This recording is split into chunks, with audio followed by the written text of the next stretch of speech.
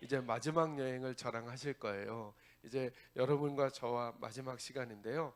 여러분에게 좋은 추억이 될 만한 말씀 오늘 제가 준비했는데 지난 이틀의 이야기 약간만 요약하도록 하겠습니다. 여러분, 은혜를 받는다는 걸 제가 두 가지로 설명해 드렸는데요. 언제 은혜 받는 거라 그랬죠?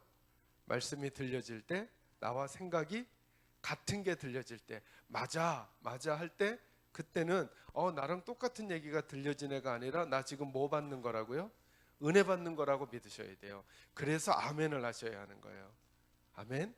그렇게 하세요. 또 하나 진짜 중요한 게 어느 때 은혜 받는 거라고요? 나와 생각이 다른 게 들려질 때, 이때가 진짜 우리가 중요한 거예요. 생각해보면 그런 거잖아요. 나와 똑같은 것이 들려질 때만 내가 동의하는 것, 내가 좋아하는 것, 내가 맞다고 여기는 것만 들려지고 있어요, 계속. 그래서 난 거기에만 아멘 했어요. 그럼 내 마음은 변해요, 안 변해요? 안 변하죠. 똑같은 것만 다 그렇다고 했으니까. 예를 들면 이런 거예요. 저는 한번 어느 저희 교회 젊은 집사님이 저보고 제 구두가 마음에 안 드셨는지 저를 구두를 하나 사주신다고 하면서 저를 백화점에 데리고 가시는 거예요. 근데 어떤 걸 고르시냐 하면, 어떤 구두를 고르시냐 하면, 저는 앞이 이렇게 네모난 스타일 있잖아요. 그냥 평범한 이런 걸 늘 신었는데 집사님 이런 걸 신겨주려고 그러는 거예요. 너무 부담스러운 거예요. 너무. 그러니까 근데 사준다니까 너무 고집은 못하겠고, 그러나 집사님 내 마음에 드는 걸로 사주셔야지 왜 집사님 마음대로 날 바꾸려 그래요? 라고 하는 말이 여기까지 나왔지만 사주신다는데 너무 또 튕기면 그럴까봐, 그래서 제가 좀 멈칫거리는 그 표정이 있었나 봐요. 그랬더니 그 판매하는 직원이 뭐라 그러냐면, 제가 목 산 걸 잘 모르니까, 사장님 만약에 요 구두를 한번 신으시면 이리로는 안 돌아가실지도 모릅니다. 그러는 거예요. 무슨 말 하는 거야? 나는 그냥 이런 거 말고 그냥 평범한 이렇게 굽이 약간 이렇게 된 거 좋아하는데, 제가 지금 어떤 거 신고 있을까요? 아니 지금 보시라고요. 이거 안 보이죠? 이걸 벗어서 보여드릴 수도 없고 한번 신으니까요. 이게 너무 예쁜 거예요. 나는 노란색이 좋아. 노란색 설교가 들릴 때만 아멘을 하고, 목사님이 파란색으로 설교하실 때 째려보고 아멘 안 하. 그러니까 여러분이 아멘을 안 하는 면서 막 그 뭐 표정을 나쁘게는 안 짓지만, 목사님 마음에 안 들어 이런 거잖아요, 다. 네? 여러분 가능하시면 이 목사님이 설교 주로 그렇게 하시겠지만 예배당 나가실 때 가능하면 밝은 표정으로 목사님께 말이라도 한마디 해주고 가세요. 목사님 은혜 받고 갔어요. 오늘도 은혜 받아서 이렇게. 그냥 어떤 분들은 그렇게 말해주면 목사님 교만할까봐, 목사님 교만하게 만들면 안 되니까 긴장하게 해야 된다서 말도 안 해주고 가는 거예요. 여러분, 설교를 죽을 쓰면 누가 제일 먼저 할까요? 목사님이 제일 먼저 알아요. 그날은 저도 이렇게 뭐 계속 죽을 자주 쓸 것 같잖아요. 제가 죽을 쓰잖아요.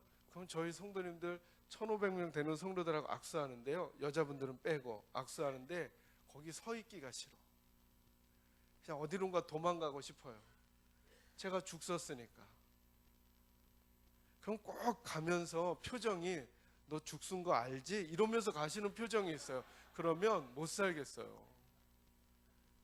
그럴 때라도 주님의 사랑으로 한번, 목사님 전부 다 은혜 받았다고 하면 거짓말하는 것 같으시면 그 중에 하나라도 찾아내세요. 오늘 이 말씀에 전 은혜 받았어요 하고 말씀해 주시는 거죠. 여러분이 진짜 은혜 받는 건 뭐냐 하면, 여러분이 매 주일마다 다른 사람이 될 수 있어요. 여러분 안에 생각을 바꾸시고 여러분에게 다른 메시지가 들려질 때 그 메시지에 대해서 하나님 앞에서 말씀을 듣는 그 순간 빨리 기도하고 결정하는 거예요. 그래, 난 저 생각을 받아들여야지. 내 생각 끄집어내고 하나님 생각을 넣어야지. 우리가 얼마나 어리석으냐면요, 제가 미국에서 유학하는 동안에 정말 들었던 이야기예요. 어느 한 교회가 둘로 갈라졌대요. 왜 둘로 갈라졌냐면, 교회를 예쁘게 건축을 했는데 그 얼마 안 돼서 교회가 둘로 나뉘어지게 된 거예요. 이유가 뭐냐면, 지금 우리 베델 교회는 그러지 않은데 옛날 우리들 교회들 보면 그 한인교회들은 저 옛날 교회들은 요 강단으로 이렇게 오는 중간에 카페트 깔았죠. 그죠? 교회가 둘로 나눠졌어요. 하나는 푸른 초장파. 왜냐하면 여호와는 목자신이 우리를 푸른 초장으로 인도하니까 여기 녹색으로 깔아야 된다라고 주장하는 사람들. 하나는 뭘로 또 주장했을까요? 빨간색. 그건 무슨 파일까요? 보혈파. 보혈파하고 푸른 초장파가 그 카페트 까는 문제 가지고 싸운 거예요. 그거 가지고 싸우다가 그럼 우리 갈라서, 그리고 갈라섰어요. 여러분, 여기 노란색 깔면 어때요? 무지개 색깔 깔면 어때요? 아니면 이렇게 안 깔면 어때요? 아니면 6개월은 빨간색 깔고 6개월은 초록색 깔면 되잖아요. 그게 뭐가 그렇게 중요해요? 그런데 내 생각 안 꺾으니까 남을 받아들일 수가 없는 거예요. 그래서 인간과 인간 사이에도 예수 믿는 우리들인데도 행복하지 않아요. 제가 우리 교회 성도들에게 이렇게 말씀드려요. 우리 설교하면서 제가 꼭 보고 싶은 게 하나 있습니다. 식당에서 여러분들이 싸우는 모습을 꼭 보고 싶습니다. 제가 그렇게 금방 깜짝 놀라서 보시죠. 제가 이런 싸움을 보고 싶다고 말씀드려요. 어르신하고 젊은이하고 싸우는 거예요. 식당에 음식 먹으려고 줄 서잖아요. 뭐 때문에 싸우냐 하면 어르신은 자네가 먼저 먹어. 젊은 자네가 먼저 먹고 일 열심히 해야지. 자네가 먼저 먹어. 아니에요, 어르신. 어르신이 먼저 먹어야죠. 그래서 제가 뒤로 가야죠. 아니라니까. 이러다가 싸워야 돼요. 근데 우린 다르게 싸워. 이 교회는 어른도 공경 안 하나, 이 녀석들이. 내가 이렇게 뒤에 서 있는데 날 앞으로 보낼 줄도 모르고 지들이 먼저 먹으려고 하고. 또 젊은이들은요, 좀 어르신들이 좀 늦게 오셨어도 앞에 가서 좀 드실 수 있는데 들으면 나이 드신 게 다야? 왜 저러시지? 뒤에서 막 인상 쓰고. 근데 여러분 생각해 보세요. 관점만, 제가 어제도 말씀드렸죠. 딱 한번 관점만 바꿔볼까요? 그 젊은이가 내 손주예요. 그럼 여러분은 너 손주 내 뒤로 와 하고 여러분이 먼저 드시겠어요, 권사님? 아니면 손주 먼저 먹게 하시겠어요? 손주 먹게 뒤에 있어도, 그죠? 뒤에 있어도 끌어다가 너 먼저 먹으렴 이렇게 하지 않겠어요, 그죠? 만약에 여러분 그 뒤에 계신 어르신이 여러분의 할머니이고 여러분의 어머니이면 그래도 엄마 늦게 왔으니까, 할머니 늦게 왔으니까 뒤에 계세요 하시겠어요? 아니면 할머니 먼저 오세요, 제가 뒤로 갈게요 하시겠어요? 두 번째 거죠. 똑같은 일인데 왜 우리 이게 안 될까? 뭐가 안 바뀌어서요? 관점이 안 바뀌어서요. 그 관점은 어디서 바뀌는 것인가? 생각에서 바뀌는 거죠. 생각에서. 저는 저희 교회 식구들을 가리킬 때 제가 지금 여러분 제 표현의 특징 하나 있는 거 여러분 눈치채셨어요? 저는 저희 교회 성도들을 성도들이라고 표현하지 않아요. 식구라고 표현해요. 저희 교회 식구들. 왜냐하면 식구가 뭐죠? 같이 먹는 거죠. 같이 먹는 거예요. 우린 같이 먹는 사람들이잖아요. 누구의 양식을? 하나님의 말씀을 같이 먹는 식구들이잖아요. 그러니까 여러분 이번 주일날 여러분의 식당에서 꼭 싸움이 일어나시기 바랍니다. 권사님이 앞에 가셔야죠. 아, 뭔 말이야. 자네가 먼저 먹고 빨리 교회 일도 열심히 해야지. 목사님, 이 싸움이 일어나시면 사진 찍어서 제게 꼭 보내주세요. 이렇게 하라는 게 아니고요. 지난번에 오신 강사 목사님 그랬잖아요. 권사님들이 좀 젊은이들 앞서 세우게 하라고. 이러면서 또 얘기하지 말고, 우리가 늘 말씀을 받아야 할 사람들이 안 받고 안 받아야 할 사람들이 받아요. 그러니까 여러분 또 오늘도 집회할 때도 마찬가지예요. 집회하시면서도 여러분이 말씀 받아야 되는데, 아유 이거 김 집사가 꼭 들었어야 되는 얘기인데, 뭐 이런 경우 많이 있으시죠. 예를 들어 이런 거예요. 에베소 말씀에 보면 사도 바울이 하나님의 말씀을 전하잖아요. 이렇게 말하잖아요. 아내들이여, 이렇게 말하죠. 그럼 이건 누구한테 한 말이에요? 아내들한테 한 말이에요? 남편한테 한 말이에요? 아내들한테 한 말이죠. 이렇게 말씀하셨어요. 아내들이여, 남편에게 복종하기를 교회가 그리스도에게 하듯 하라, 이렇게 말해요. 그러면 누가 아멘을 크게 할까요? 아내들이 아멘 할까요? 남편이 할까요?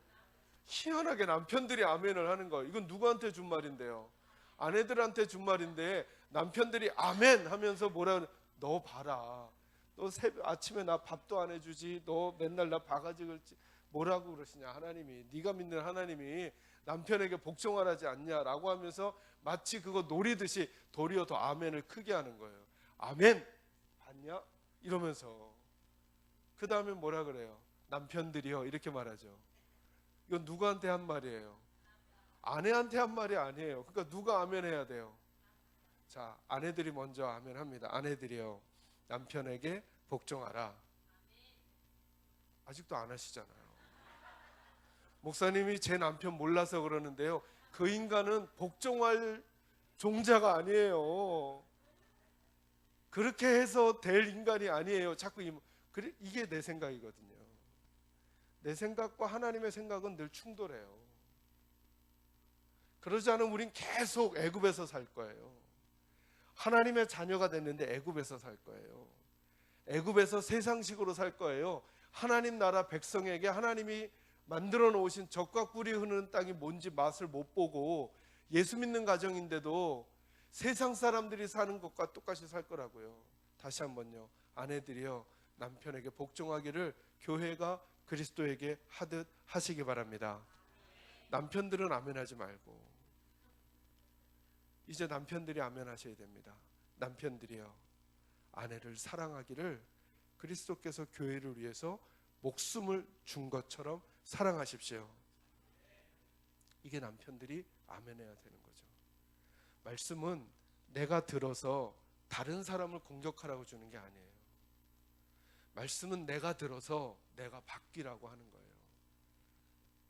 여호수아가 그렇게 말하잖아요. 마지막 죽기 전에 너희들은 하나님을 선택하든지 아니면 강 건너편에 신들을 선택하든지 결정해라. 단 너희가 무슨 결정을 하든지 나와 내 가정은 하나님만 섬길 것이다 라고 말했어요. 저는 우리 베델교회 식구들 중에 이런 분들이 나타나기를 원해요. 그래, 맞아, 요즘 세상은 이래, 요즘 분위기는 이렇게 흘러가, 요즘 대세는 이거야. 그러나 늘 물어보는 거예요. 하나님은 뭐라고 하시는가? 하나님은. 그리고 나는 그 하나님의 생각을 내 생각으로 삼는가? 이게 가로로 몇 센치일까요? 어차피 틀리실 거니까 찍으셔도 돼요. 네. 이게 가로로 몇 18cm, 뭐 10cm, 뭐 11, 뭐 25, 뭐 또 이거 아주 또 좀 지혜 있다 하는 분은 A4 용지는 뭐 얼마인데 반을 했으니까 뭐 이거 생각하려고 그래요. 제가 더 헷갈려요. 요거는 몇 센치일까요? 네. 여러분이 지금 다 추측하셨죠, 그죠? 이게 맞을까요, 틀릴까요? 틀릴 수도 있겠지만 대부분 다 틀리죠. 그죠? 뭐로 재보지 않았으니까, 자로 재보지 않았으니까. 무슨 말씀이냐면 따라합니다. 하나님의 말씀은, 좀 더 크게요, 하나님의 말씀은 자와 같다. 뭐와 같다고요? 자와 같다요. 그러니까 우리가 우리 인생에 어떤 일이 일어났어요. 가정에 어떤 문제가 생겼어요. 내 삶에 어떤 환란이 찾아왔어요. 그때 우리가 우리 마음이 가지고 있는 생각으로 추측하는 거예요. 아, 이건 이런 거지. 이건 이렇게 해야 되겠다. 이건 이런 거 아닐까? 라고 우리 지금 뭐 하는 거예요? 내가 가지고 있는 걸로 추측하는 거죠. 그때 하나님의 말씀을 봐야 한다는 거예요. 하나님의 말씀이 있으면 하나님의 말씀은 뭐와 같다? 자와 같아서 하나님의 말씀으로 그 상황을 딱 비춰보는 거예요. 이 순간이 지금 내가 화를 낼 순간인가? 아니면 도리어 하나님 앞에 인내할 순간인가? 지금 이 순간이 내가 절망할 순간인가? 아니면 하나님의 복을 기다릴 순간인가? 여러분, 재밌는 얘기 해드릴까요? 여러분, 지금 이 예배당 안에 존재하고 있는 물건을 한번 다 보세요. 어떤 것들이 있나? TV 있죠? 칠판 있죠? 마이크, 스탠드, 제가 쓰는 연필, 뭐 다 있죠, 그죠? 보셨어요? 두루두루? 자, 존재하고 있는 것에 특징이 하나 있어요. 이게 이렇게 존재하고 있으면 누군가 만든 사람이 있지 않을까요? 자, 칠판, 이거 누가 만든 사람이 있을까요? 있겠죠. 마이크, 만든 사람이 있겠죠. 스탠드 만든 사람이 있겠죠. 강대상 누군가 만든 사람이 있겠죠. 꼭 생각하세요. 존재하는 모든 것은 누군가가 만들었기 때문에 존재하는 거예요. 기억하세요? 우리가 존재하고 있죠. 우리가 저절로 생겼을까요? 아니면 누군가 우리를 만드셨을까요? 누군가 우리를 만드셨겠죠. 그죠? 당연히. 또 하나만 더 생각하세요. 모든 만들어진 물건에는 뭐가 따라오느냐 하면 매뉴얼이 따라와요. 그죠? 여러분이 보드 마카만 해도 요 상자 안에 아니면 여기에 뚜껑을 열어놓지 마시오. 뭐 이런 매뉴얼이 있겠죠. 그죠? 마이크는요. 건전지를 넣어야 됩니다. 건전지를 빼면 안 나옵니다. 떨어뜨리면 상할 수 있으니 주의하십시오. 이런 매뉴얼이 있겠죠. 키보드는요. 조금 더 복잡하겠죠. 여러분 스마트폰 매뉴얼이 있어요, 없어요? 있죠. 여러분 보세요, 안 보세요? 매뉴얼 안 보니까 우리는 스마트폰을 어떻게만 쓰냐 하면 전화 걸고 전화 받고 문자 주고 문자 받고 톡하고 사진 찍고 조금 더 쓰는 분들이 인터넷 서핑하고. 근데 그 스마트폰을 만든 사람은 처음 스마트폰을 만들 때 어떤 생각을 했냐 하면 사람들 손에 세상을 쥐어주겠다 이렇게 생각하고 만든 거예요. 여러분 스마트폰으로 팩스도 보낼 수 있는 거 아세요 혹시?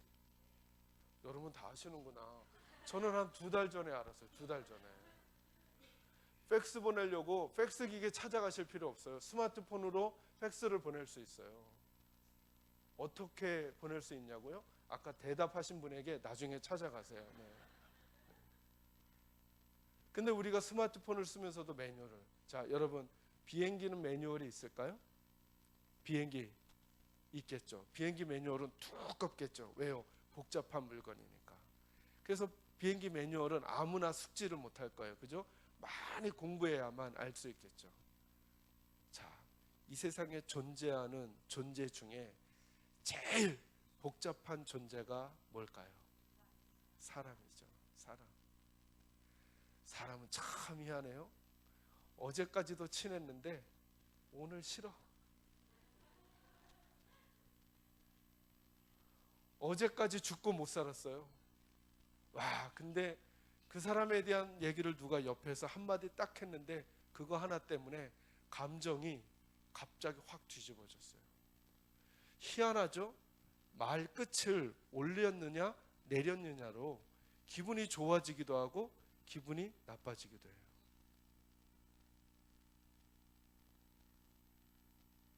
이렇게 복잡한 존재를 만드신 그분이 우리를 위해서 매뉴얼을 안 주셨을까요? 그냥 대충 우리가 지금 스마트폰을 쓸 때 그러잖아요. 들은 풍월로 쓰잖아요. 그죠? 그러면 이거 이렇게 100만 원씩 주고 살 필요 없어요. 그냥 폴더폰을 쓰는 게 훨씬 낫지. 우리 비싼 거 다 활용도 못하는 거예요. 그러니까 마치 스마트폰을 쓰면 이만큼을 누릴 수 있는데 스마트폰 요만큼만 누리고 나머지는 사용도 안 해보고 2년 지나서 다른 걸로 바꾸는 거랑 똑같아요. 우리 인생을 만드신 하나님이 그려놓으신 그림이 이만큼인데 우리는 요만큼만 누리고 살다 마는 거예요. 뭐 가지고 안 살아서? 매뉴얼 가지고 안 살아서. 매뉴얼을 보면 그 안에 조금 이해가 어렵기는 하지만 그렇게 따라가 보면 와, 스마트폰에 이런 기능이 있구나를 알 수 있을 텐데 매뉴얼을 따라가 보면 아, 성경이 그래서 이렇게 말씀하시는구나. 왜 내가 빈에도 처할 줄 알고 부에도 처할 줄 알아. 나는 그리스도 예수 안에서 내게 능력 주시는 그분 안에서 모든 걸 할 수 있다고 왜 말했을까를 알 수 있을 텐데 왜 우리가 매뉴얼을 안 보냐는 거죠. 매뉴얼을 안 보니까 우리는 자꾸 우리 생각으로 사는 거예요. 그 매뉴얼을 상세하게 풀어서 여러분에게 매 주일마다 드리는 게 목사님의 설교인 거예요. 그러니 그날 올 때 기대감으로 오는 거죠. 와, 어떤 매뉴얼을 오늘 내게 풀어주실까? 오늘 내가 가정에서, 직장에서, 자녀 문제로, 건강 문제로, 그리고 내 물질 문제로, 내 계획 문제로, 내 진로의 문제로 고민하는 나에게 오늘 하나님은 어떤 매뉴얼을 주실까? 근데 매뉴얼을 받는 사람이 그걸 판단하고 있는 거예요. 그래서 맞으면 받고 안 맞으면 안 받겠다는 거예요. 그래서 제가 베델교회 식구들에게 이 말씀을 꼭 알려드리고 가고 싶은 거예요. 우리는 언제 진짜 은혜를 얻을 수 있는가? 나와 어떤 게 들릴 때? 다른 것이 들릴 때. 그때 여러분 호흡을 깊게 하고 꼭 하나님 앞에 아멘 받으시고 여러분의 생각을 끄집어내시고 하나님의 생각을 넣으시기를 주의 이름으로 축원합니다. 이게 첫 번째 날 메시지였죠. 어제 설교 제목은 뭐였죠? 같은 상황을 다르게 사는 것이 믿음이라. 제가 조금 더 쉽게, 그래서 무엇을 바꿔 쓰자? 따라합니다. 안경을 바꿔 쓰자. 다시 한번요. 안경을 바꿔 쓰자. 안경을 바꿔 써야 된다. 안경을 바꿔 쓰는 것이 믿음이라는 거예요. 제가 몇 가지 얘기해 드릴게요. 여러분, 모세가 몇 살에 죽었죠?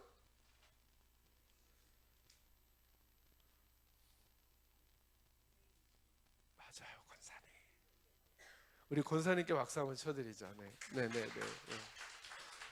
모세가 120에 죽었어요. 그런데 모세가 죽을 때 뭐라고 표현되어 있냐면 그의 눈이 흐리지 않았고 기력이 쇠하지 않았대요. 제가 관점을 바꾸는 얘기를 해드리려고요. 여러분, 눈도 흐리지 않고 기력도 쇠하지 않았는데 죽게 되면 이게 복이에요? 안 복이에요? 한번 잘 생각해 보세요. 이제 죽으라 그러는데 하나님이 너 죽으라 그런 거잖아요. 120에. 모세가 앓다가 죽은 게 아니에요. 어떻게 죽었냐면 이제 40년 동안 광야에서 이스라엘 백성들 이끌고 가는 목적지가 어디였어요? 가나안 땅이었단 말이죠. 가나안이 보이는 건너편 느보산이라고 하는 비스가산 꼭대기에서 하나님께서 거기를 다 보여주시는 거예요. 이것도 좀 얄궂어요. 하나님께서. 왜요? 여러분, 보면 더 가고 싶어요? 안 가고 싶어요?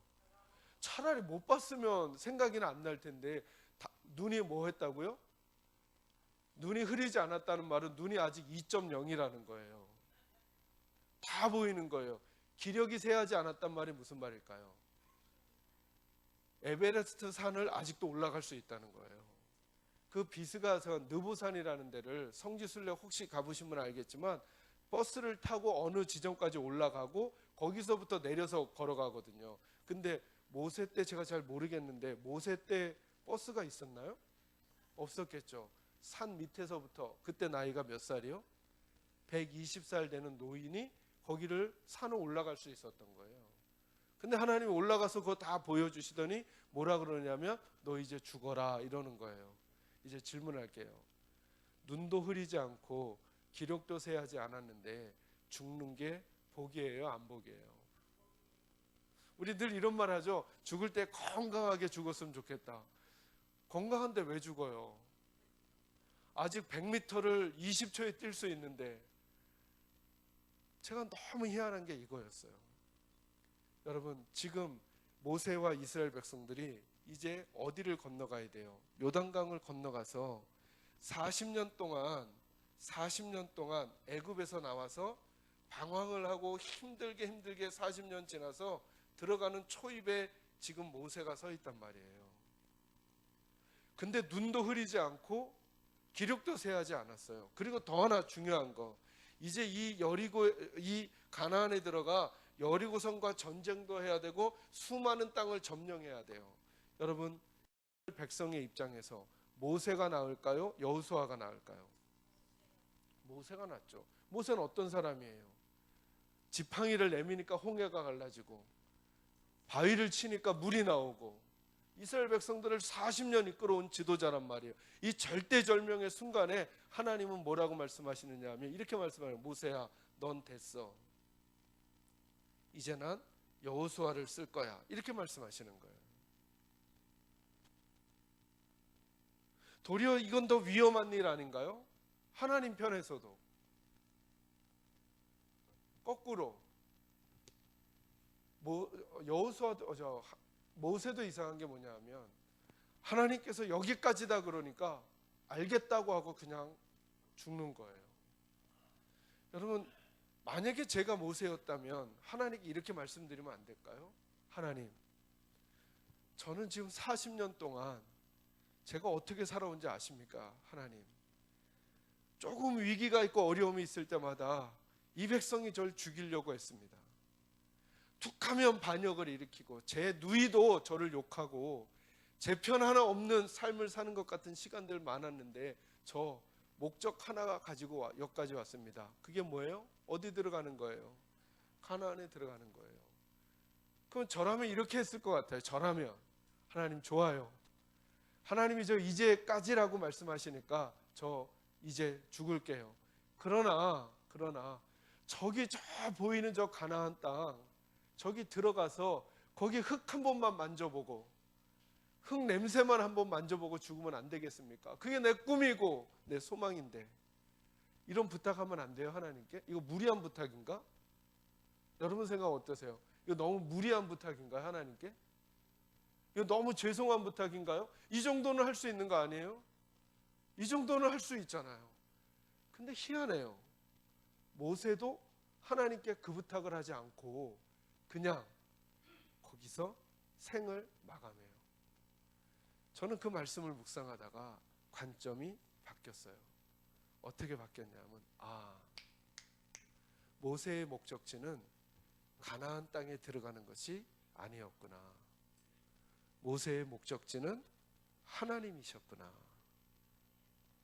모세는 목적지가 하나님이었어요. 언제부턴가 그는 하나님과 동행하면서 내가 이루고자 하는 어떤 일이 목적이 아니고 내 하나님이 목적이었던 거예요. 그래서 그 하나님이 가자고 하는 데까지가 목적지인 거예요. 근데 우리는 때로 어떻게 사냐 하면 내가 교회를 통해 혹은 교회에 하고 싶은 것 해놓는 게 목적이 되는 거예요. 그럼 그게 안 되면 내 마음이 너무 불편해. 여러분 보세요. 모세는 40년, 모세의 인생을 이야기하면요 만만치 않은 인생이에요. 여러분 모세의 인생을 몇 살에 죽었다고요? 120. 모세의 인생을 세 가지로 나눌 수 있어요. 40, 40, 40. 40년은 어디서 살았어요? 애굽에서 신분이 뭐였어요? 애굽에서 40살까지.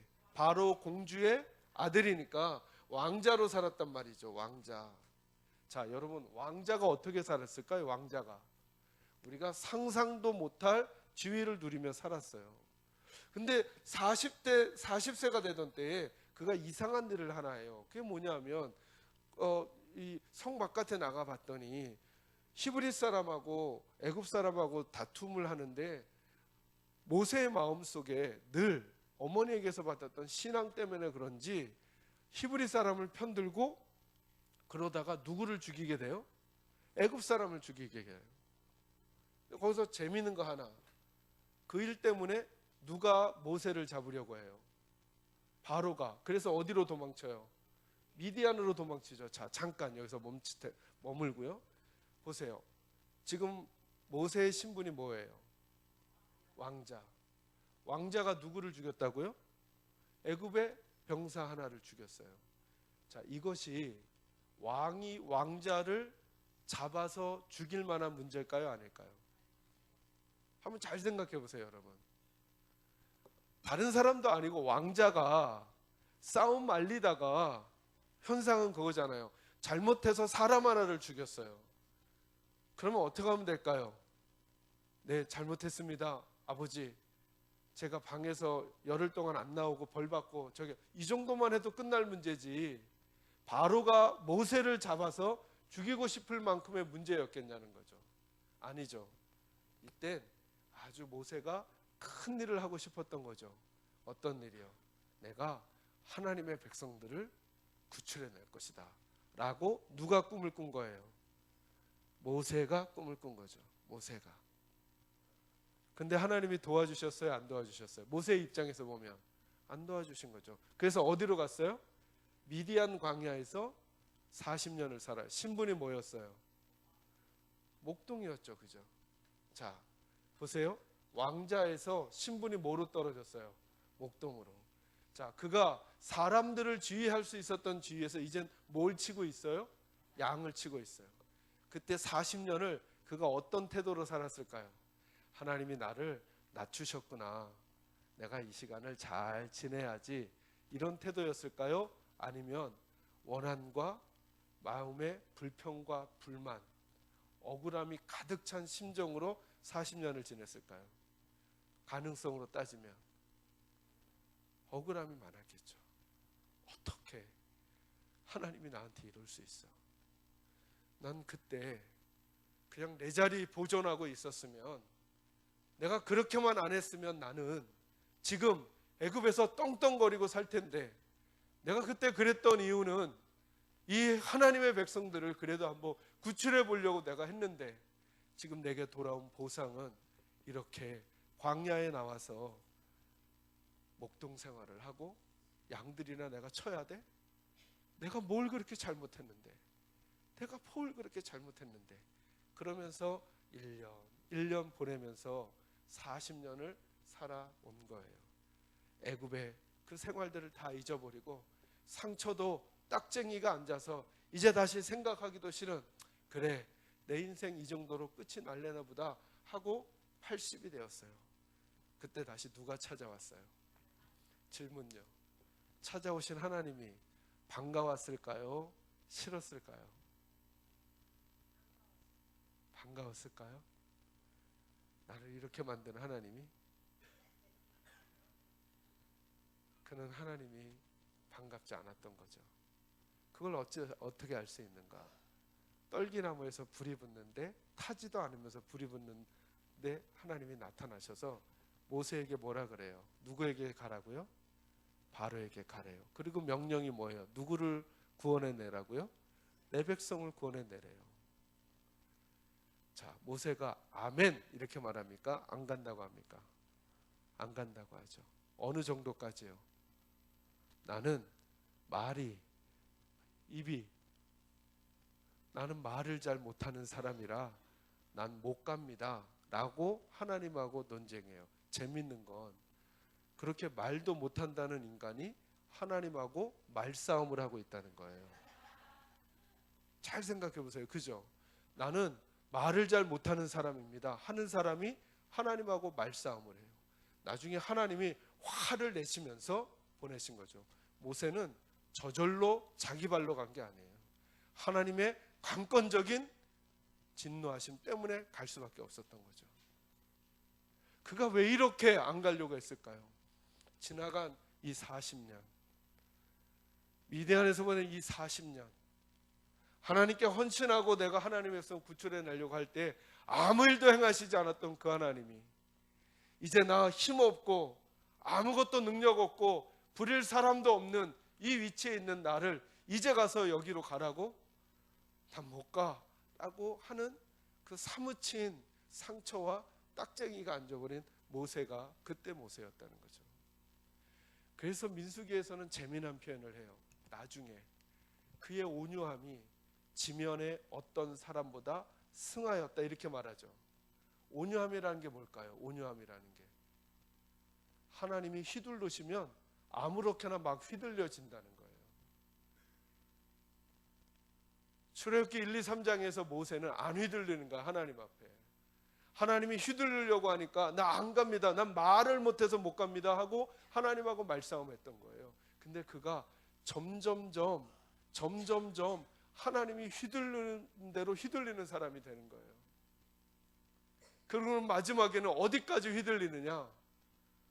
모세야, 넌 120 여기까지. 그래, 넌 아직도 눈이 흐리지 않아서 가나안 땅이 얼마나 좋은지 저 남에서 저 북까지 하나님이 보여주셨대요. 그걸 다 본 거예요. 기력이 쇠하지 않아서 산을 막 뛰어 올라올 수 있는 그런 힘이 아직도 남아있다는 거예요. 근데 하나님이 그만 그러시니까 모세는 네 하나님, 전 여기까지요. 그 말씀을 묵상하는데 제 마음에 든 이 마음이 뭐냐 하면, 모세는 지난 40년을 가나안에 들어가려고 간 게 아니구나. 그가 하려는 어떤 사역이 목적이 아니었구나. 모세의 목적지는 하나님이셨구나. 하나님하고 갈 수 있는 데까지 가고 하나님과 멈출 때 멈추고, 하나님이 네가 좀 양보할래? 빠져줄래? 하면 빠져주고. 저는 우리 베델교회 식구들의 마음속에 관점이 바뀌는 역사가 꼭 있기를 주의 이름으로 축원합니다. 너무 재밌는 얘기 좀 더 해드릴까요? 여러분, 성전을 짓는 일은 선한 일이에요? 선한 일이 아니에요? 다시요. 성전을 짓는 일은 선한 일이에요? 선한 일이 아니에요? 선한 일이라고 대답했죠. 그죠? 이제 관점을 좀 바꿀 거예요. 보세요. 평생 동안 다윗이 가지고 있었던 소원이 있어요. 자기는 화려한 왕궁에 사는데 하나님의 집은 천막에 있는 거예요. 그래서 하나님의 집 성전을 지어드리고 싶었어요. 누가요? 다윗이. 이거 선한 일이에요? 선하지 않은 일이에요? 선한 꿈이죠. 그래서 열심히 재원을 모았어요. 사람도 모으고 재료들도 돈도 다 준비해 놨어요. 근데 하나님 또 얄궂으시죠? 다윗에게 뭐라 그랬어요? 너는 성전을 지을 수 있다 없다? 없다는 거예요. 이제 질문하려고요. 다윗이 성전을 지으면 선한 일이에요? 죄예요? 다시요. 아까 성전을 짓는 일은 뭐라 그러셨어요? 그런데요, 그 선한 일을 다윗이 지금 한다니까요. 다윗이 성전을 지으면 선한 일이에요? 죄예요? 왜 그렇죠? 하나님이 안 하셨으니까. 자, 그러니까 이제부터 우리는 생각해야 돼요. 내가 뭘 한다 라고 할 때 이게 죄가 될 수도 있죠. 왜요? 누가 원하지 않으시면? 하나님 원하지 않으시면. 아, 이런 일은 선한 일이지 라고 함부로 말하는 일을 접으셔야죠. 그리고 먼저 누구 앞에 엎드려야 되겠어요? 하나님께. 질문 하나 더요. 그 일을 하나님이 누구에게 맡기셨어요? 솔로몬에게. 그랬더니 다윗은 어떻게 하느냐 하면, 보세요.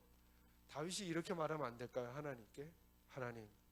하나님이 다윗에게 성전을 짓지 말라고 하신 이유도 너무 가슴 아파. 그게 뭐냐면, 너는 네 손에 뭘 많이 묻혔다고요? 피를 많이 묻혔대요. 그런데 여러분, 입장 바꿔 생각해 보세요. 다윗이 왜 손에 피를 많이 묻혔어요? 하나님의 이름으로 그 백성 지켜내느라고. 골리앗을 해치고 블레셋을 물리치고 나라를 부강하게 하고 하나님의 백성 지키려고 그거 했던 거 아니에요? 그죠? 그럼 다윗이 이렇게 한번 말하면 안 돼요? 하나님께. 하나님, 제가 지난 세월을 어떻게 살아왔는데요, 때로는 도망자의 삶을 살기도 하고 사울을 죽일 수도 있었지만 하나님께 기름 부음 받는 자라 죽이지 않고 그를 살려보냈다가 또 그에게 추격을 당하고 도망자의 삶을 살았습니다.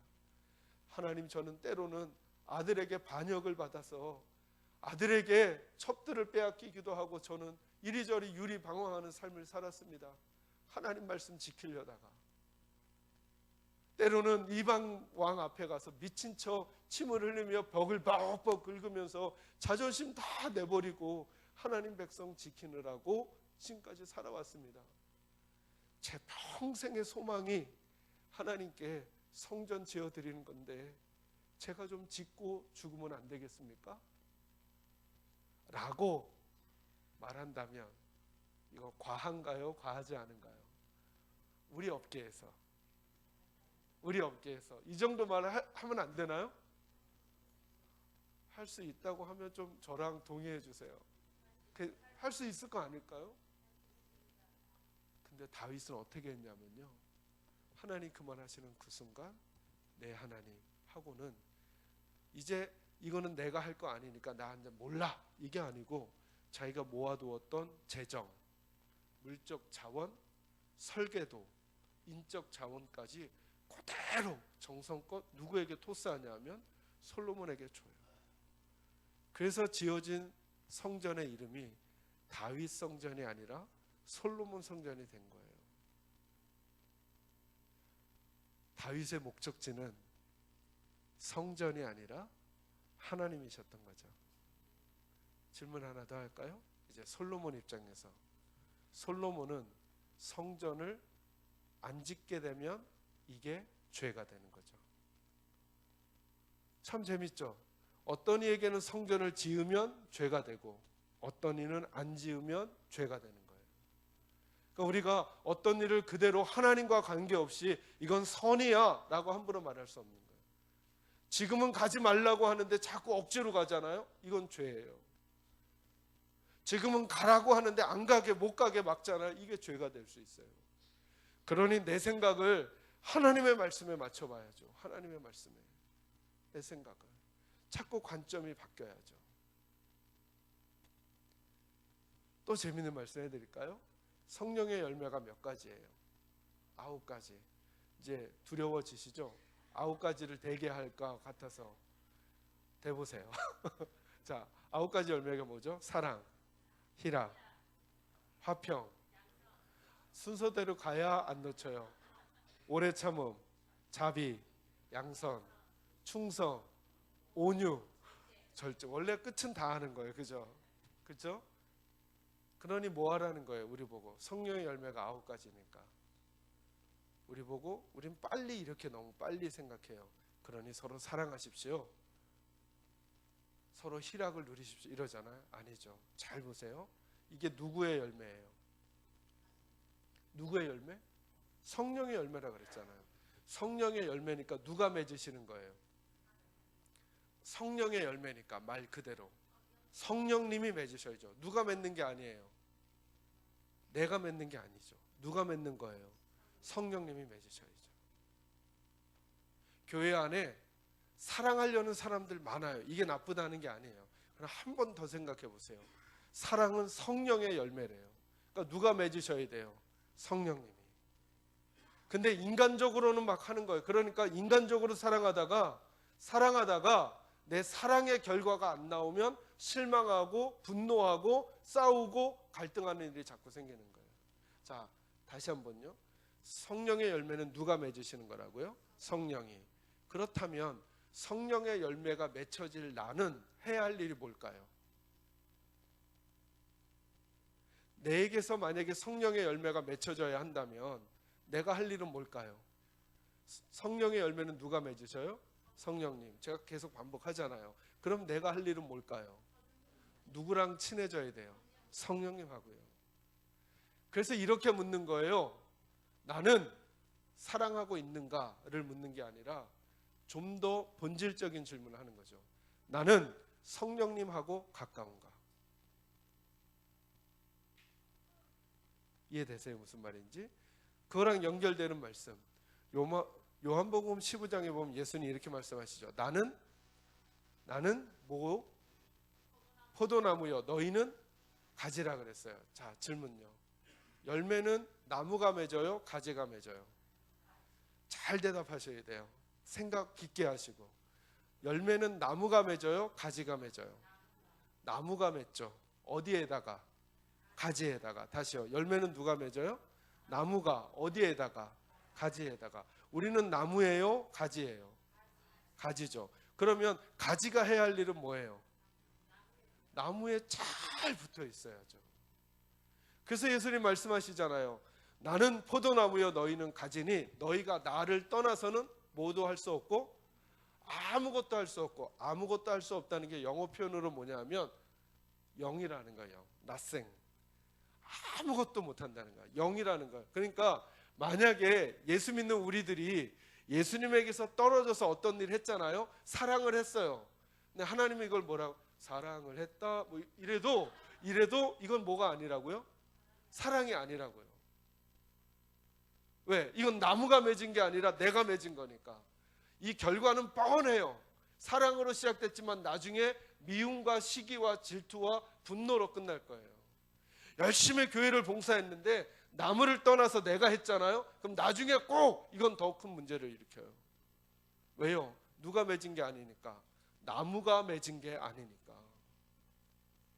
나무가 맺은 게 아니니까. 나무가 맺은 게 아니니까. 또 질문. 그럼 이제 나무가 내게서 열매가 맺혀지게 하려면 해야 할 일이 뭘까요? 가지가 해야 할 일이 어디에 붙어 있어요? 나무에. 그래서 이제 이렇게 물어봐야 하는 거예요. 나는 열매를 맺고 있는가를 묻기 전에 나는 나무에 붙어 있는가? 나무는 누구시라고요? 예수님. 나는 예수님하고 요즘 가까운가? 한번 생각해 보세요. 나는 예수님하고 이거는 예배를 드리는 것과 다른. 우린 자꾸 열매를 자꾸 얘기하려고 그래요. 아, 나 요즘 예배하는데. 아니, 예배하는 문제 말고요. 예수님하고 가까우시냐고요. 예수님하고 가까우시냐고요. 여러분, 우리 집 애가 착해요? 옆집 애가 착해요? 우리한테. 여러분, 우리 집 애가 착해요? 옆집 애가 착해요? 저 여기 와가지고 우리 하은이 만나는데요. 저희 아이들보다 4살 어린데요. 하은이 너무 예쁜 거예요. 저희 아이들 모두 남자아이들이긴 하지만 하은이가 저희 아이들보다 훨씬 착한 거예요. 그럼 뭐예요? 제가 하은이에게 잘해줄까요? 제 아이들한테 잘해줄까요?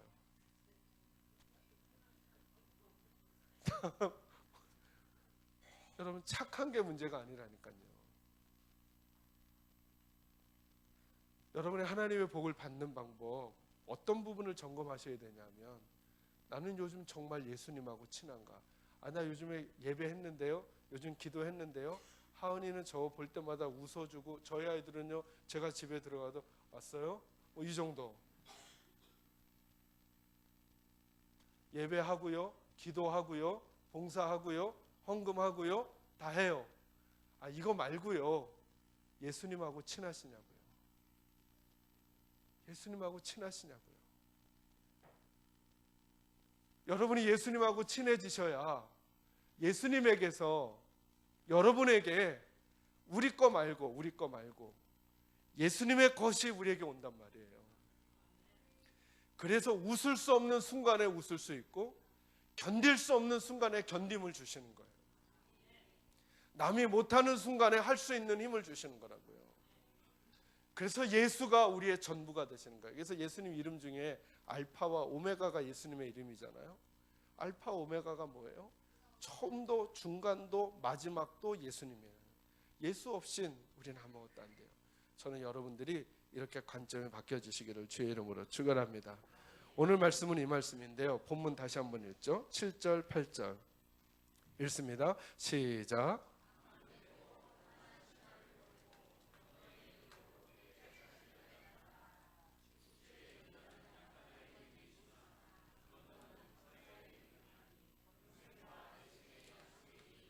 아멘. 자, 오늘 설교 제목은 뭐냐면 따라합니다. 믿음은 연습해야 합니다. 아, 네, 목사님, 이제 2시간을 통해서 믿음은 내 생각을 끄집어내고 하나님의 생각을 넣는 것 이제 알았습니다. 믿음은 이제 내 안경을 벗어버리고 하나님의 안경을 넣는 것이고 자꾸 관점을 바꿔가는 것이라는 거 알았습니다 라고 하실 거예요. 그리고 이제 3번째 제가 알려드리고 싶은 거, 그런데 여러분이 낙심하지 말라고, 바른 태도와 자세로 가지고 계시라고. 그 믿음은 한순간에 바뀌어지지 않는다는 거예요. 그래서 뭐가 필요하다고요? 연습이 필요합니다. 따라합니다. 믿음은 연습이 필요합니다. 다시 한번요. 믿음은 연습이 필요합니다. 네, 방송실에서는 성경구절 다시 한번 띄워주세요. 4장 7절부터 제가 망령되고 허탄한 신화를 버리고 경건에 이르도록 이렇게 말했죠. 경건이라고 하는 말은 무슨 말이냐 하면 하나님과 닮아지도록 이 뜻이에요. 경건하다는 말은 우리 경건, 제가 팁을 드렸었는데 기억하실지 모르겠어요. 너무 많은 걸 드려서 성경에 있는 단어와 성경 바깥에 있는 단어가 똑같은 단어더라도 똑같은 개념으로 해석하시면 안 돼요. 여러분, 우리가 만약에 성경 바깥에 경건한 분위기야, 이게 무슨 뜻이에요? 왠지 좀 엄숙하고 이렇게 진중하고 걸음걸이도 좀 천천히 이런 느낌이잖아요. 성경은 그런 개념이 아니에요. 거기에 꼭 누구를 모셔와야 된다고요? 하나님을 모셔오세요. 경건이라고 하는 건 뭐냐 하면 하나님 닮은 모습을 말하는 거예요. 하나님처럼 닮은 모습, 하나님 유사한 모습, 하나님 근처에 가는 모습, 하나님과 친밀한 모습에 이르도록 뭐하라? 내 자신을 뭐하라고요? 연단이라는 단어가 원래는 트레인이라는 단어거든요. 그게 연습한다는 뜻이에요. 왜 그 운동선수들 이렇게 막 훈련하잖아요. 훈련한다, 연습하다. 그러니까 내 자신을 뭐 하라고요? 연습하라는 거. 그래서 믿음은 연습하는 거라는 거. 8절로 넘어와 주세요. 거기 보면 육체의 연단, 다른 단어로 뭐라고요? 연습. 육체의 연습, 육체의 운동이 있잖아요. 그것은 약간의 유익이 있대요. 그런데 뭐는요? 자, 경건은 다시 앞으로 좀만. 경건은 이렇게 말했죠. 자, 육체, 말이 조금 뭐가 빠진 것 같지 않아요? 육체의 연습은 약간의 유익이 있으나, 그러니 경건의 뭐는, 말이 똑같이 와야 되죠. 육체의 연습은 약간의 유익이 있으나 경건의 연습. 다시요. 경건의 뭐요? 연습이란 단어를 반복해서 안 쓴 거예요. 육체의 연습은 약간의 유익이 있으나 경건에 이르는 연습은, 넘어가세요, 범사에 뭐하다? 유익하다. 어떻게요? 금생과 지금과 내 뭐가 있다고요? 뭐가요? 경건 말을 더. 뭐의 연습? 경건에 이르는 연습이. 이해되셨어요? 그래서 믿음에는 연습이 필요하다는 거예요. 믿음에는. 기도도 마찬가지예요. 여러분 이번에 물론 그러시는 분이 많지 않으실 거 막 걱정이 되긴 하지만, 이번에 이렇게 집회했다고 필 받으셨다고 나 이제 올해는 2019년도에는 성경을 1시간씩 읽을 거야 매일. 제가 예언의 은사는 없는데요. 그분은 일주일 가기 어려워요. 왜요? 하루에 한 절도 안 읽었으니까. 뭐가 안 돼 있어야지? 연습이 안 돼 있어요. 그러니 하루에 한 장만이라도 읽으세요. 기도도 마찬가지예요. 어떤 분들은 막 오늘 막 안수기도 받고 그랬더니 막 마음이 뜨거워져.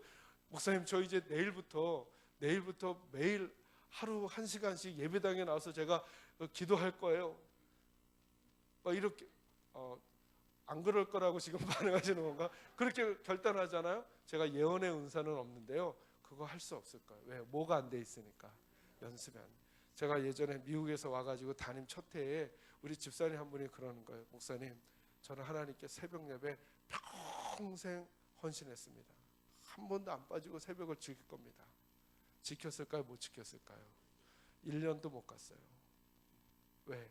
연습이 안 돼 있으니까.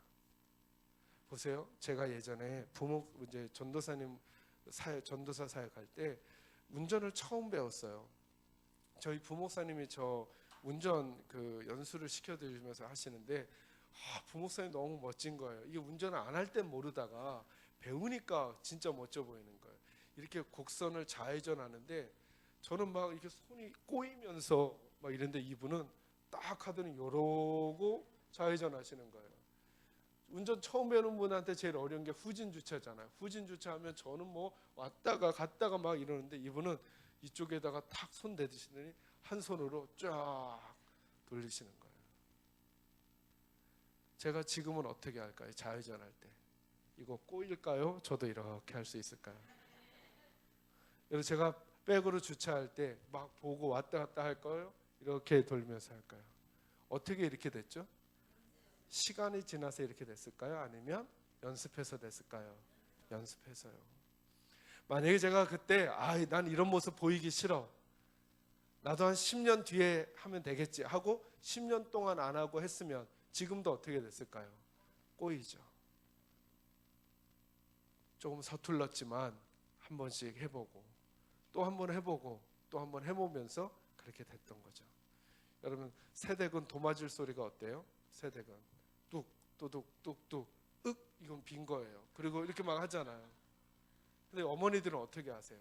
다다다다다 하면서 옷 갈아입어라, 시간 늦었다, 뭐 해라 다 얘기하잖아요. 이거 어떻게 됐을까요? 그 과정을 거쳤기 때문에.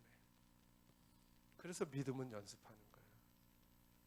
사랑도 연습하셔야 돼요. 웃는 거 연습하셔야 돼요. 웃는 거. 기도 연습하셔야 돼요. 여러분 중에 기도를 안 하셨던 분들이 계시다면 기도를 연습하십시오. 첫째, 먼저 식사기도부터 하십시오. 식사기도부터. 집에서든 식당에서든 꼭 식사기도는 한다. 이런 거 말고요. 괜히 그냥 눈 감았다 이렇게 뜨는 거 말고 정식으로 하나님 앞에 내가 기도하겠다. 그거부터 연습하는 거예요.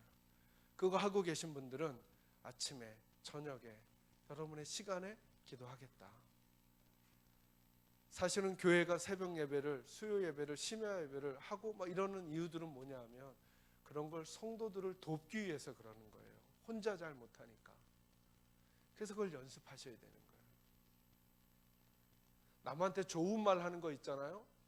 그러니까 어떤 분들이 이래요. 아, 목사님 저는 태생이 뻣뻣해가지고 태생이 뻣뻣해서 전 뭐 이렇게 아유 이렇게 낯간지러운 말은 잘 못합니다. 이런 분들이 있어요. 저희 교회 장로님 중에 근엄하신 분이 있거든요. 근데 손주가 태어났어요. 손주가. 와, 전 장로님이 그런 분인 줄 이번에 알았어요. 애한테 재롱을 떠는데 이건 태생과 관계가 없어요. 어떤 분은 그래, 자기는 불의를 보면 못 참는다는 거예요. 교회가 어떻게 이런 일을 할 수 있는 이런 분이 있어요. 그분도 깍두기 아저씨 앞에서 불의를 잘 참아. 불의를 잘 참아. 왜 그런 줄 아세요? 왜 그런 일이? 생각이 그래서 그래. 생각이 자녀를 때리시는 아빠나 엄마가 혹시 계세요? 여러분 왜 자녀를 때릴까요? 잘 되라고? 아니에요. 그 기본 마음속엔 얜 때려도 나한테 못 덤비니까. 누군가를 고칠 때 우린 다 때리지 않아요. 나보다 힘이 센 사람에겐 알아서 안 때리죠. 우리 생각이 바뀌어야만 다른 태도를 할 수 있는 거예요. 우리 원래 그러지 않아요. 원래 믿음을 긍정적인 말을 하는 거예요. 교회 공동체 안에서 다른 지체들을 칭찬하고 올려주는 거예요. 어떤 분들은 그런 분이 있어요. 제가 아까 그 말씀 그냥 드리는 말씀이 아니라 어디서 막 부목사실에 집회를 했는데 저한테 나중에 그렇게 말씀하시는 거예요. 부목사님 교만해질까 봐 은혜 받는다는 소리는 내가 안 하겠다는 거예요. 그 말도 하지 말지 그냥. 교만해지고 안 해지고는 제 몫이고 그분 몫은 은혜 받았다고 격려해 주는 건데 그걸 안 하는 거예요. 여러분 그거 연습이라니까요. 연습이에요. 그래서 예배당 오시기 전에 꼭 화장실에 가셔가지고 한 5번 정도 연습하세요. 와이키키 연습하고 오세요. 여러분은 잘 제가 충격받은 적이 있어요. 여러분 제가 잘 웃나요? 안 웃나요? 잘 웃으시는 웃는 편이죠. 근데 어느 날 제가 우리 교회 전체 집회를 뭘 하는데 하여튼 찍는 분도 센스가 있어야 되는데 절 찍었어요. 근데 찍었는데 제 표정이 어떻게 됐냐면 입꼬리가 밑으로 내려갔고 이러고 있는 거예요. 여러분도 모르시죠? 여러분도 가만히 있을 때 입꼬리가 내려가 있어요. 심술 난 것처럼. 자꾸 지구가 우리를 땡긴대요. 아래로. 그래서 연습하는 거예요. 정말. 마치 그런 것처럼 믿음도 연습하는 거예요. 서로 사랑하는 거 연습하는 거예요. 칭찬하는 말 연습하는 거예요. 격려하는 말 연습하는 거예요. 반주하느라 애쓰는 우리 학생, 청년 격려해주고 연습하는 거예요. 우리 성도들 서로가 서로를 격려해주는 연습을 하는 거예요. 그럴 때 우리에게서 하나님의 일이 일어나기 시작하는 거죠. 여러분 우리 베델교회는 제가 사실은 좀 더 드리고 싶은 말씀이 있는데 안수기도가 있어서 오늘 그 말씀은 못 드릴 것 같아요. 그런데 우리 베델교회는 저는 천국과도 같은 공동체가 되었으면 좋겠어요. 그러려면 여러분 믿음을 꼭 연습하셔야 돼요. 믿음을. 여러분 각자가 연습을 결단하시고 그래서 제가 늘 그런 마음이거든요. 여러분 우리 천국 가서 같이 만날 거잖아요. 그죠? 저는 이제 오늘 집회하고 내일 떠나면 자주 못 만나지만 여러분들은 계속 생활하시면서 천국 가서도 만나실 거잖아요. 천국 가서 만날 때 우리 서로 나 부끄러우면 안 되잖아요. 그때 막 외면하고 미워하고 지금 여기를 천국처럼 사셔야죠. 조금 기다려주고 나랑 생각이 다른 사람. 그래서 여러분 행복한 믿음 생활, 가정 생활은 마치 퍼즐 조각을 맞춰가는 것과 똑같아요. 이 목사님은 동그라미, 부목사님은 네모, 장로님은 세모, 마름모, 직사각형, 정사각형 다 달라요. 근데 여러분 어려서 우리 퍼즐 한번 맞춰본 적 있잖아요. 퍼즐 맞출 때 어떡하나요? 요게 여기 맞나 싶어서 갖다 대죠. 근데 안 맞으면요. 저에게 어느 남자 집사님 목사님 할 때 억지로 들이밀면 맞는 수가 있다는 거예요. 억지로 들이밀면 어떻게 될까요? 이 퍼즐도 망가지고 저쪽 퍼즐도 망가지는 거예요. 그때는 어떻게 할까요? 좀 살짝 빼서 다른 면을 대보는 거죠. 우리 부산 베델교회는 하나님 나라 공동체라는 퍼즐 조각을 맞춰가고 있는 거예요. 그러니까 우리가 서로 다른 거거든요. 여러분 사람이 얼마나 다르냐 하면요. 어떤 부부가 감자를 삶아 먹다가 이혼을 하게 됐다는 거예요. 이거 웬일이냐면 아내는 서울 사람이고 남편은 시골 사람이었나 봐요. 그러니까 아내는 감자를 찌면 설탕을 찍어 먹게 자랐나 봐요. 근데 남편은 그 감자를 찌면 소금을 찍어 먹었던 거예요. 근데 아내가 감자를 찌더니 갑자기 가져왔는데 보니까 뭘 가져왔냐면 신혼초에 설탕을 가져온 거예요. 원래 부부싸움은 세계 평화와 우주 질서 때문에 나는 게 아니잖아요. 그것 때문에 마음의 부하가 살짝 남편에 올라. 아 이게 뭐야? 감자는 소금에 찍어 먹어야지 왜 설탕을 가져왔어? 아내가 아니 여보 감자는 설탕을 찍어 먹어야지 무슨 소금을 찍어 먹어? 이거 하다가 우리 갈라져 이렇게 된 거예요. 그러더니 그럼 이혼하기 전에 목사님한테 상담이라 받고 이혼하자고. 일은 지들이 버리고 어려운 거 꼭 목사님한테 가져와요. 목사님한테 간 거예요. 목사님 앞에서도 또 이거 가지고 싸우는 거야. 목사님 감자를 설탕 찍어 먹어야지 어떻게 소금을 찍어 먹어. 목사님 감자는 소금을 찍어 먹어야 제맛이 어떻게 설탕을 찍어 막 싸우니까 목사님이 이렇게 곰곰이 생각하시다 이렇게 말씀해요. 집사님 그러지 말고 앞으로 감자를 쪘을 땐 종지를 2개 준비하세요. 하나는 설탕을 하나는 소금을. 그래서 각자 찍어 먹고 싶은 거 찍어 먹으면 안 될까요?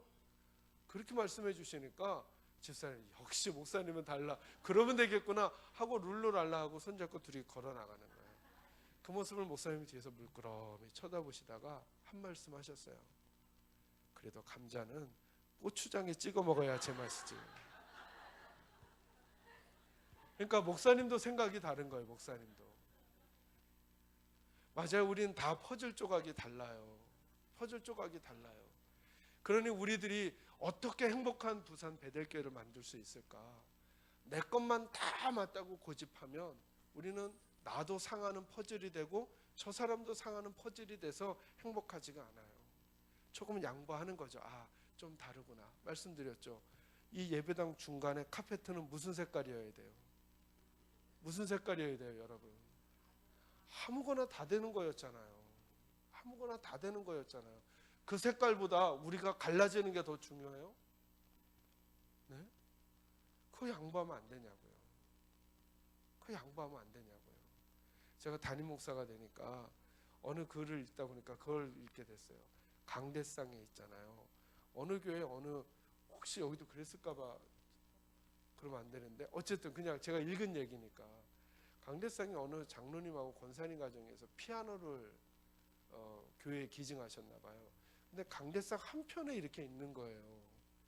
이제 목사님께 너무 안 좋으시니까 좀 아래로 내리는 게 좋겠다 싶으니까 어떻게 하셨냐면 한 주마다 1cm씩 한 주마다 1cm씩 그래가지고 급기야는 내릴 수 있었다는 거예요. 왜? 그 전에 목사님은 한 번에 내리려다가 쫓겨났다는 거예요. 한 번에 내리려다가 한 번에 1cm씩 옆으로 밀었으니 얼마나 시간이 많이 걸렸겠어요? 그러니 그런 마음으로 그 허물한 마음을 존중해 드리는 목사님의 태도와 조금씩 옮겨가는 것에 익숙해가는 성도들의 마음이 갈등 없이 그 일을 해결했잖아요. 어떨 때 보면 우리는 목숨 걸지 않아도 되는데 목숨을 걸어요. 우리가 목숨을 걸 진리는 오직 예수만이 길이요 진리요 생명이라는 예수가 아니고서는 하나님 나라 갈 수 없다는 이 진리 말고는 조금 나랑 다르면 구두굽이 약간 네모난 사람도 있을 수 있고 뾰족한 구두를 신을 수도 있고. 저는 한 번은 이런 말씀 드린 적이 있어요. 어느 목사님이 부흥회를 인도하시는데 청년이 모자를 쓰고 왔던 거예요. 모자를. 이거 어떻게 해야 돼요, 권사님? 그래가지고 이 목사님이 그걸 지적했다는 거예요. 청년, 어제 하나님 앞에서 예배하면서 모자를 쓰고 있어. 그랬더니 그 청년이 묻더래요. 그럼 목사님은 왜 안경 쓰세요? 그랬더니 나는 눈이 나빠서 안경을 쓰지 전 머리가 나빠가지고요. 여러분, 관점을 바꾸면 아무것도 아닌 게 뭐냐 하면, 제가 우리 교회 성도들에게 말씀드려요. 여러분, 여자분들 새벽에 일어나시면 머리가 나이스하게 돼 있으세요? 이렇게 돼 있으세요? 근데 좀 일찍 일어났으면 다행인데, 예배가 5시인데 55분에 일어났어요. 이거 머리 만지고 이거 변장하는데 얼마 걸려요? 그래서 이런 고민을 하는 거예요. 에이씨, 오늘은 가지 말자 이러고 안 오는 게 나을까요? 아니면 모자 푹 둘러 쓰고 오는 게 나을까요? 저는 오시라 그래요.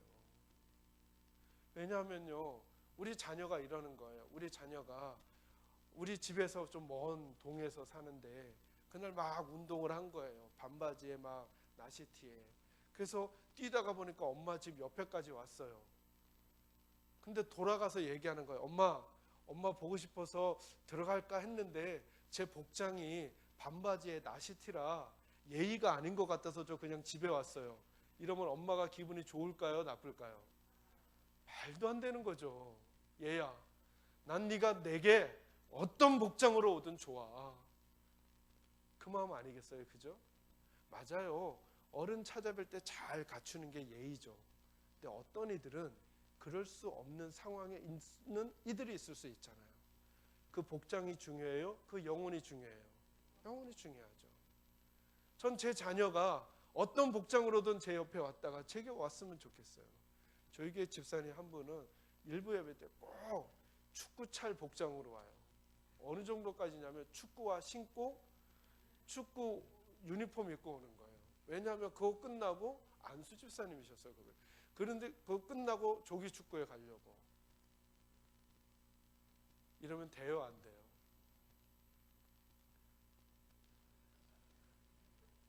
안 하는 게 좋죠. 더. 근데 이분은 축구를 너무 좋아해가지고 자기가 참지를 못하는 거예요. 그러면 그렇게 하고라도 예배를 드리고 가겠다는 그 마음 자체는 귀하게 받아줘야죠. 제가 무슨 말씀을 드리는 건가요? 우리가 조금 시각만 바꾸면 전혀 다른 믿음 생활을 할 수 있어요. 그것은 연습해야 되는 거예요. 어른들의 시각으로 자녀들을 바꾸기가 너무 힘들어요. 자녀들의 시각으로 어른들을 바꾸기가 힘들어요. 그럼 이렇게 하면 안 될까요? 바꾸지 말고 집사님은 노란색 입으세요. 저는 파란색 입고 있을게요. 그리고 서로 노란색 나쁜 거라고 말하지 말고 파란색 나쁜 옷이라고 하지 말고 존중하면서 노란색 입으신 집사님은 이렇게 하나님을 사랑하는 게 얼마나 행복한 일인지를 그 생활을 하면서 보여주면 되잖아요. 파란색 입으신 집사님은 파란색 옷을 입고 일하시면서 그것으로 하나님 믿는 게 얼마나 행복한 것인지 보여줘서 저쪽 사람으로 하여금 파란색처럼 이 옷을 입어도 멋진데? 라고 하는 거 보여주면 그것으로 충분할 수 있다니까요. 믿음은 뭐 하는 거라고요? 연습하는 거라고요. 그래서 바라기는 저는 우리 부산 베델교회가 이 말씀 집회를 통해서 여러분의 생각을 끄집어내고 하나님 생각 넣고요. 안경을 내 안경, 그동안 내가 가지고 있었던 내 경험의 안경, 내 자존심의 안경, 내 지식의 안경, 내 방법의 안경을 벗으시고 하나님께서 매 주마다 새롭게 주실 하나님의 안경 내가 쓰고 정말 예수 믿는 믿음의 삶을 한번 살아야 되겠다라고 하는 결단을 내리시기를 바라고, 이 일이 한 번에 되지 않겠지만 실수하고 넘어지는 일이 있겠지만 포기하지 말고 믿음은 그래 연습하는 거야. 좀 더 주님에게 가까이 가도록 내가 믿음 생활 할 거야. 그래서 우리 부산 베델교회가 주변에 소문난 하나님의 교회로, 그리고 여러분들은 그 교회의 아름다운 구성원으로 하나님이 허락해 주신 은혜를 누리며 살아가게 되시기를 주님의 이름으로 축원합니다. 이제 우리 마지막으로 한번 하나님 앞에 통성으로 기도하겠습니다. 한번 부목사님 불 꺼주시고요. 우리 다 같이 눈을 감으시고 두 손을 한번 높이 들도록 하겠습니다. 하나님 앞에 항복하는 마음으로 두 손 높이 들고 사랑하는 성도 여러분, 한번 하나님 앞에서 꼭 묵상하시길 바랍니다. 이제 여러분 기도하시고 목사님 나오셔서 안수기도 인도해 주실 텐데, 그 전에 능력은 어디서 오는 것이냐 하면 여러분의 믿음에서 오는 것입니다. 내가 얼마나 주님을 사모하고 내가 주님의 복이 내게 필요한지를 간절히 아뢰는 여러분의 믿음이 역사하는 힘을 바꾸는 것입니다. 믿음은 역사하는 힘이 크다고 했으니까 믿음의 기도가 하나님의 복을 가져오게 될 것입니다. 그러니까 이 시간 기도할 때 하나님 앞에 믿음으로 기도합니다. 하나님, 내 생각을 끄집어내고 하나님의 생각 넣게 해주십시오. 하나님, 그동안 내 고집, 내 경험, 내 방법, 아버지 하나님이 다르게 말씀하신다면 내가 성전을 짓고 싶었지만 그러나 하나님 아니라고 말씀하실 때 하나님 앞에 순종했던 다윗처럼 가나안 땅에 들어가려고 40년을 그 숱한 고생을 가지고 살아왔지만 그러나 하나님이 여기까지라고 말씀하시니 내 목적지는 가나안이 아니라 하나님이라고 고백하며 그곳에서 멈췄던 그 아름다운 모세처럼 나도 이제 내가 생각한 내 인생이 아니라 하나님이 말씀하시는 내 인생 살겠습니다.